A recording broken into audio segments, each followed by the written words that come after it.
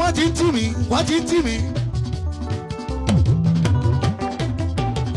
gbogbo ìgbà tí mo lò lájò mi iná ṣẹ́jú Ghana iná tó gbogbo lórí iná Burkina Faso ti bẹ̀rẹ̀ rájú náà lọ.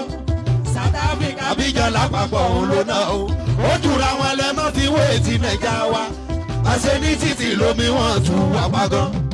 ó bàrẹ̀ èkó jẹ́ bí o gbọ́ ìjọba Nàìjà ó sú mi ó fi àgọ́.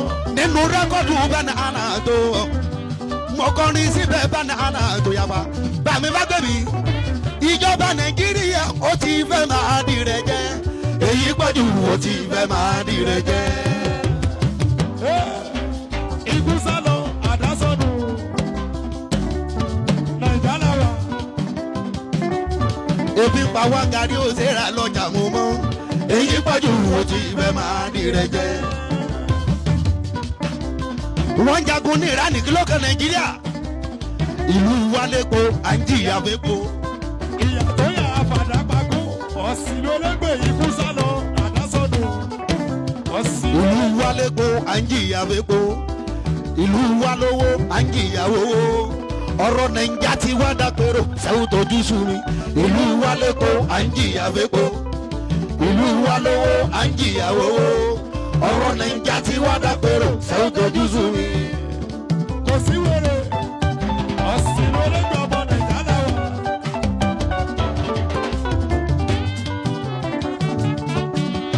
Tinubu bàbá bá wa ṣe bá kíkọ́ ṣòwò lọ dédé security education tún sọnù ẹ̀bá bá ọmọ yìí sọ̀wọ́ wa dẹ̀ ṣe kókó ṣùgbọ́n corruption gbogbo wa kan nìyẹn bá wí.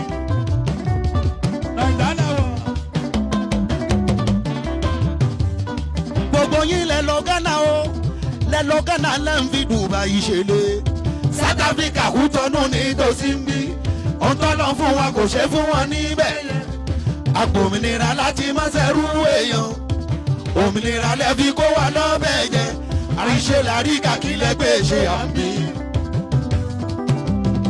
Lucas kò sí wèrè Nàìjà làwà.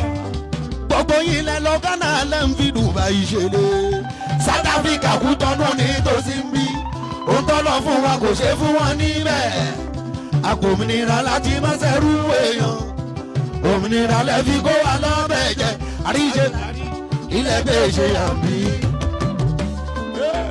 kò bá bẹ̀ lọ ọ̀sìn lólógbè ọmọ Nàìjà. mo sọ ìmọ̀ dúró náà Lájídé Banana sẹ́bà bí mi lèrè má rí wí òun tójú mi rí ló ń fún mi lọ́rọ̀ sọ ẹ bá wa sọ̀lú dẹ̀rọ̀ kí mẹ́kúnnù lè ráyé pé.